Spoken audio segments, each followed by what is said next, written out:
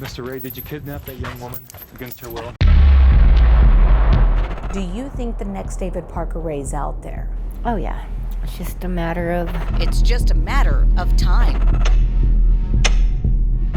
In a rundown building on Central Avenue where crime runs rampant outside is where Cynthia Jaramillo started helping women who worked the street in Albuquerque just as she once did. It's just a lot different compared to right now, being out here at night. Her nonprofit, Street Safe New Mexico, does more than supply socks and toiletries.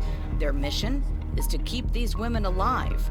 To do that, Cynthia and her partner have to find out who could be the next David Parker Ray before he strikes. I escaped the David Parker Ray incident. It didn't happen that way. David Parker Ray, the convicted serial rapist, was serving one of the longest sentences for a crime that did not include a charge of death. But the FBI believes otherwise. Federal agents even dubbed him the Toy Box Killer after discovering a trove of ladies' belongings that now sit in an FBI storage. Possible trophies of heinous crimes? Maybe. But Cynthia doesn't have to imagine what happened inside the trailer that Ray named the Toy Box. She survived it. How would you describe those 3 days? It's hard. Hell. It was hell. Cynthia's nightmare began here. She was working the streets of Albuquerque when Ray picked her up in an RV, pretending to be a paying customer. Instead, A girl came out from behind a curtain in the RV, and she shocked me with a cattle prod, and that's when it was a done deal. after a brief struggle, she woke up naked, handcuffed, and in shackles. They put a leather mask on my head that had no eyes. It had holes on the nose and a zipper on the mouth. Then things took an even darker turn. When I get the urge, I go out, find me some good-looking turns me on, kidnap her, and keep her in my playroom for a while for a sex toy. And this time it's your turn. That's Ray's voice on the cassette tape that he had recorded 6 years before abducting Cynthia. The FBI believes she's not the only woman Ray's kidnapped after hearing what appears to be a taped confession from Ray himself. I've tortured girls in ways that I'm not very proud of. When I'm pissed off, I don't mind having blood all over the place. And sometimes they didn't survive. Ray tracked those kidnappings in a diary, meticulously logging how he tormented each woman. Cynthia's pages would have been filled with 3 days of torture, strapped to a gynecological chair. That's where she was raped and suffered electric shocks, all underneath the sign that read Satan's Den.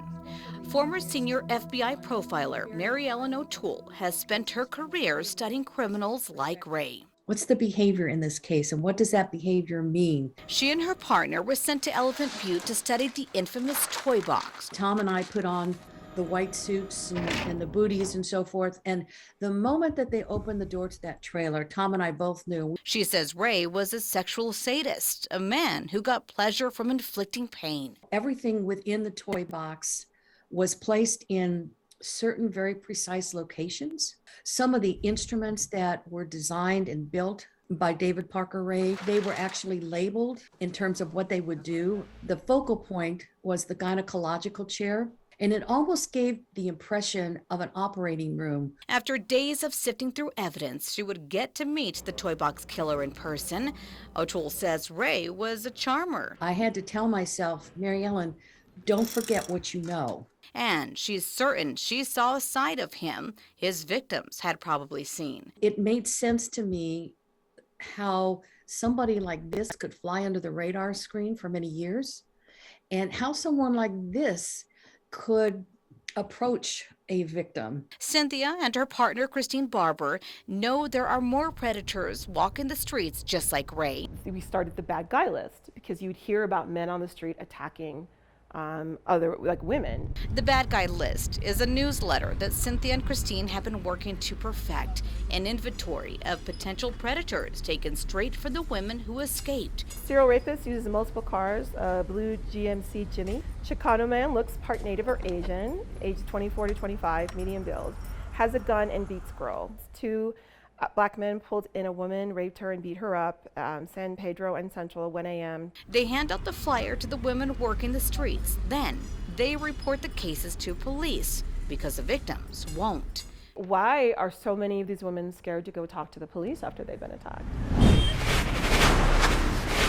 Federal agents believe the streets Cynthia worked were Ray's playground, picking his next victim from a lineup of women who were often forgotten. A lot of them, they don't contact their family, so their family wouldn't know if they were missing. I never called my family on a daily or weekly basis, so they wouldn't know. I don't know when I would have been reported missing or if I would have been reported missing. And that's what serial predators count on. They have days, hours, if not days, and that gives them time to distance themselves from the crime. The serial killer in another cold case that haunts New Mexico has had years.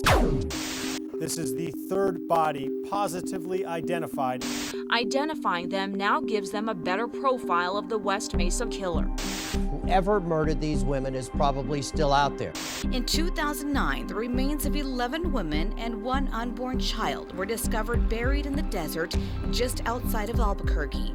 Police would reveal almost all of them worked the streets. Each one mysteriously disappeared years before a single bone was ever found. Despite some of their families looking for them, there were no full-blown searches by police or volunteers. When Cynthia disappeared, there were no search parties for her either. Do you think that's why you watch over other women? I think so. I think that was my healing process, is being able to help and be there for other women that I didn't have that help. What happened to Cindy being attacked by a serial killer, what happened to the West Mesa girls being attacked by a serial killer, it's gonna happen again. There's no doubt. Crystal Gutierrez, KRQE News 13.